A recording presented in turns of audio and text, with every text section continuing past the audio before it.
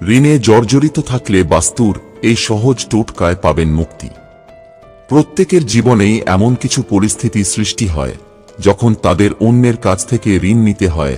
একবার ঋণ নিলে ক্রমশ ঋণের বোঝা বাড়তে শুরু করে, যা মানসিক অবসাদের কারণ হয়ে দাঁড়াতে পারে।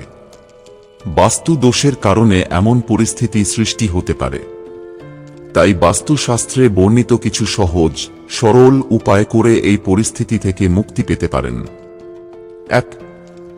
ঋণ গ্রহণ এড়িয়ে যাওয়ার জন্য বাড়ির উত্তর ও দক্ষিণ দিকের দেওয়াল সোজা বানান। 2. বাড়ির উত্তর দিকের দেওয়াল সামান্য নিচু হওয়া উচিত। কোনো কোণা কাটা, ফাটা বা কম থাকবে না। 3. বাড়িতে ভুল দেওয়ালের নির্মাণে অর্থাভাব দেখা দেয়। ঋণের বোঝা বেশি বেড়ে গেলে ঈশান কোণকে 90 ডিগ্রির কম করে দিন। 4. উত্তর পূর্ব দিকে ভূমিগত জলের ট্যাঙ্ক বানান। ট্যাঙ্কের দৈর্ঘ্য, প্রস্থ ও গভীরতার অনুরূপ আয় বৃদ্ধি হবে। 5. উত্তর পূর্বের তল অন্তত 2 থেকে 3 ফুট গভীর হওয়া উচিত। 6. দক্ষিণ পশ্চিম বা দক্ষিণ দিকে ভূমিগত ট্যাঙ্ক, কুয়ো, কল থাকা উচিত নয়। এর প্রভাবে পরিবারে দারিদ্র্যের বাস হয়। 7.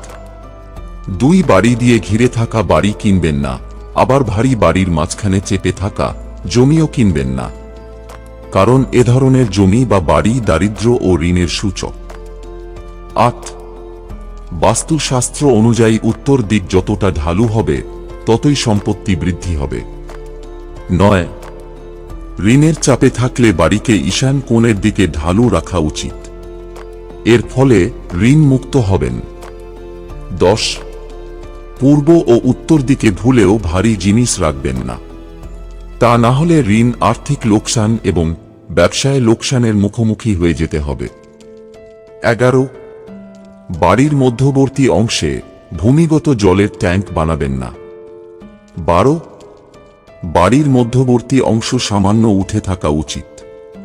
এই স্থান নিচে থাকলে সেখানে বসবাসকারী সদস্যদের সম্পর্কে ফাটল দেখা দিতে পারে। 13. উত্তর দিকে দেওয়াল উঁচু হলে তা ছোট করে দক্ষিণের দেওয়াল উঁচু করে দিন। এর ফলে ঋণের সমস্যা থেকে মুক্তি পাবেন। 14. এই দেওয়াল ভাঙা সম্ভব না হলে দক্ষিণ পশ্চিম দেওয়ালের কোণে পিতল বা তামার ঘট লাগান। 15. উত্তর বা পূর্বের দেওয়ালে টাঙানো আয়নাও লাভজনক প্রমাণিত হবে। হালকা ও বড় আকারের আয়না লাগানো উচিত। এর ফলে ব্যবসায় উন্নতি হবে এবং শীঘ্রই ঋণ মুক্ত হবেন। বন্ধুরা, ভিডিওটি ভালো লাগলে লাইক করুন এবং আমাদের চ্যানেলে নতুন হয়ে থাকলে সাবস্ক্রাইব করুন। ধন্যবাদ। আপনার দিনটি শুভ হোক।